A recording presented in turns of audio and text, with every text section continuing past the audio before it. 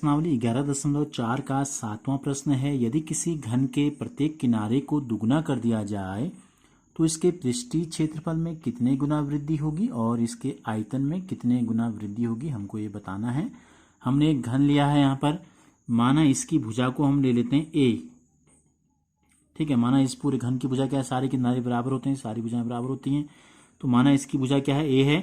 और जब हम बाद में क्या करेंगे, इसकी भुजा को दुगना कर देंगे तो हमने दूसरा जो घन बनाया है इसकी जो भुजा है इसको हमने ए का दुगना कितना हुआ, 2a या ट्वाइस है, ये हमने ले लिया इसका दुगना।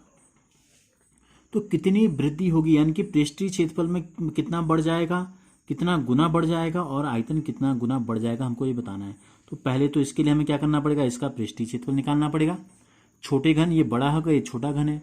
तो माना पहले हम लेते हैं घन की भुजा, पहले अभी हमारे पास केवल एक ही घन है। ठीक है, ये घन है, इसकी भुजा को हमने ले लिया ए, इकाई ले लेते हैं, कुछ भी हो सकता है, सेंटीमीटर, मीटर, किलोमीटर। ठीक है, अब हमको क्या बताना है, इसका पृष्ठीय क्षेत्रफल और इसका आयतन। तो घन का पृष्ठीय क्षेत्रफल क्या होता है, हमने आपको बताया है सूत्र। घन का पृष्ठीय क्षेत्रफल होता है 6a²। तो इकाई था तो ये क्या हो गया, वर्ग इकाई हो गया, या इकाई का वर्ग लिख सकते हैं। और इस घन का जो आयतन है वो कितना होगा, इस घन का जो आयतन है ये होगा भुजा की घात 3 a³ घन इकाई। ये तो इस घन की बात हो गई।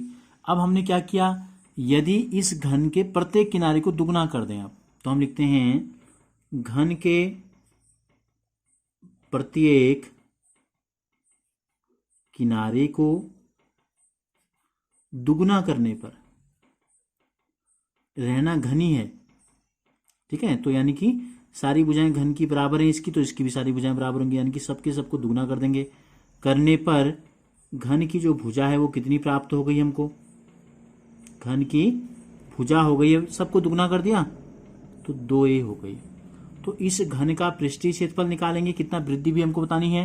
तो पहले हम निकालते हैं अब, या नए घन का लिख सकते हैं, नए घन का पृष्ठीय क्षेत्रफल क्या होता है, कहा अभी हमने कहा 6a² होता है। तो इसका मतलब क्या है, इसका मतलब है 6 गुणा भुजा गुणा भुजा। तो अब इस घन की जो भुजा है दुगना करने पर कितनी हो गई, ट्वाइस ए हो गई। तो 6 की जगह 6, भुजा की जगह आ जाएगा 2a, और दूसरी भुजा की जगह पर भी आ जाएगा गुणा 2a। तो कितना हो गया, देखो 6 दूनी 12, 12 दूनी 24।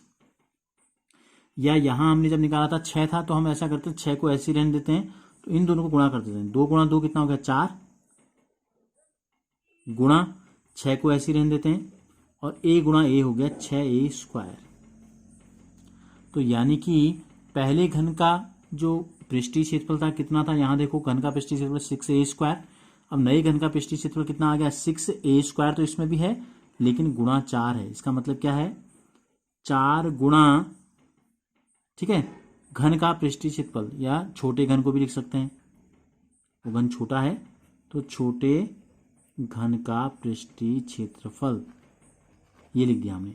तो हमसे क्या पूछा था, इसके पृष्ठीय क्षेत्रफल में कितने गुना वृद्धि हुई, तो लिखेंगे इसलिए घन के पृष्ठीय क्षेत्रफल में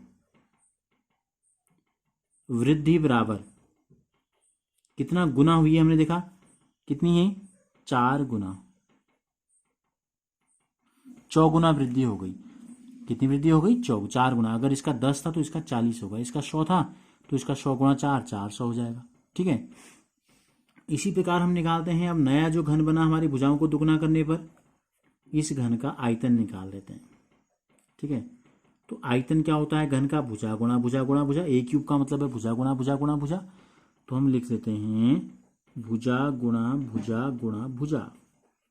तो भुजा कितनी हो गई अब नए घन की, 2a हो गई।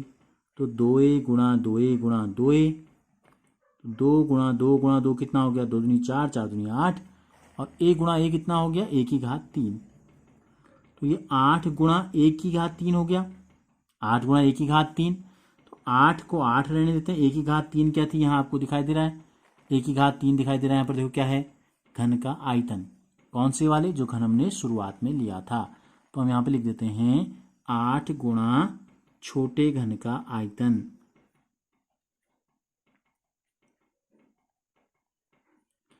अब हमसे पूछा है आयतन में कितना गुना वृद्धि हुई, तो हम लिखते हैं इसलिए आयतन में वृद्धि बराबर 8 गुना, यानी कि छोटे घन का आयतन अगर 10 घन मीटर था या घन इकाई था, ठीक है, तो इसका 10 गुणा 8 80 होगा।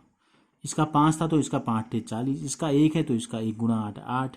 तो यानी कि आयतन में 8 गुने की वृद्धि हुई और घन के पृष्ठीय क्षेत्रफल में 4 गुने की वृद्धि हुई। ये दो ही चीजें हमसे पूछी गई थी।